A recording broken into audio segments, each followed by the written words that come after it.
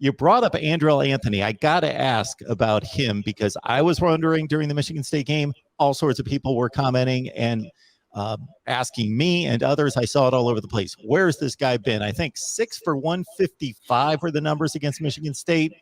Yep. What's the story on Anthony? Yeah, well, I think that was kind of the big question after he breaks out against Michigan State. It's like, where the heck has this guy been? He admitted even last week that he wasn't ready earlier on in the season. He said he was terrible at run blocking. Michigan's a run-heavy team. He, admitted that, kind of learning what coverage other teams are in and things like that was a struggle for him. And, that's the case for a lot of freshmen. And then he had to gain some weight as well, which he's done, but he's been able to kind of keep his speed. So I think he's just been progressing, coming along. Jim Harbaugh said it even in fall camp that he was making about one big play of practice, but I think it was kind of the in-between those plays type of thing for him that it was more consistency, and it seems like he's gotten up to speed. I mean, he didn't start against Indiana and didn't start against Michigan State, but played the bulk of the snaps when he was in, and then of course left the Indiana game a little bit early. But so yeah, he's really emerged. I don't think there's a huge story on, why he wasn't playing. He was just a freshman trying to get up to speed.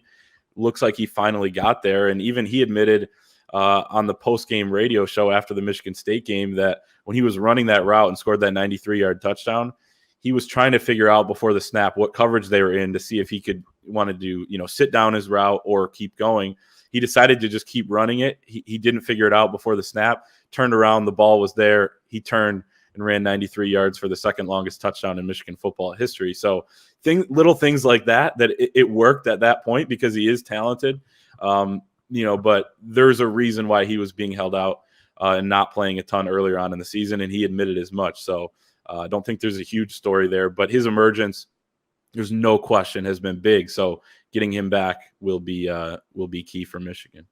Yeah, sometimes you flip a coin and it works, but we see it all the time where we see an interception thrown in football and we're like, where was he throwing the ball? Well, there's a miscommunication between quarterback and wide receiver, and there you go.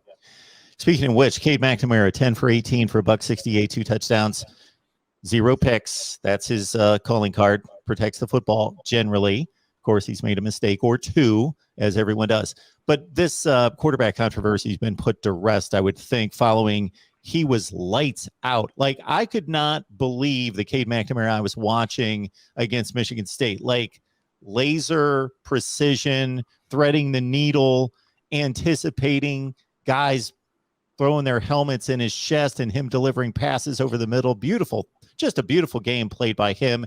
Obviously, J.J. McCarthy had one turnover and fumbled the ball twice. So it seems to have died down the calls for J.J. McCarthy.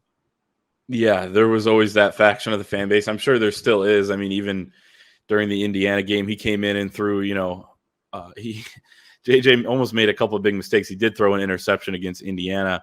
But then when he throws a really nice ball, which he can, and I think he's going to be a great quarterback in the future, then you get some people saying, man, that's just, that's the element he can bring to this offense. So there's still that little faction of the fan base. But yeah, Cade McNamara basically won everybody over that didn't already feel like he was the guy 2 weeks ago. He played well against Indiana as well, but actually, he was banged up against Michigan State and took a couple shots. And I should have mentioned him with the offensive injuries, but and then he came out a little bit and was in the medical tent against Indiana, missed a drive there in the second half. Michigan got down to the red zone, but didn't score a touchdown on that drive. So he, is also playing a little bit hurt.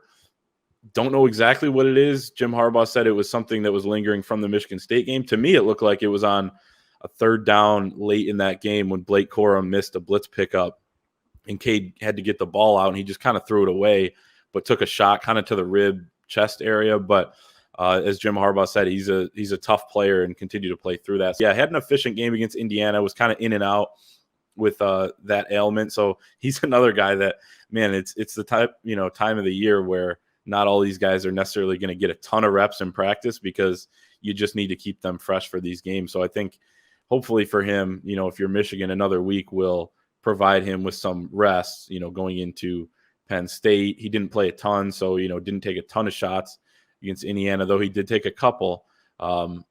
so you're hoping if you're Michigan, he gets healthy. But yeah, he's pretty much the guy at this point. You mentioned it. The debate's really to rest until further notice. That could change, but feels like down the stretch. I mean, it'd be a huge mistake, and it's not even close to that point. But if Michigan were to try something else.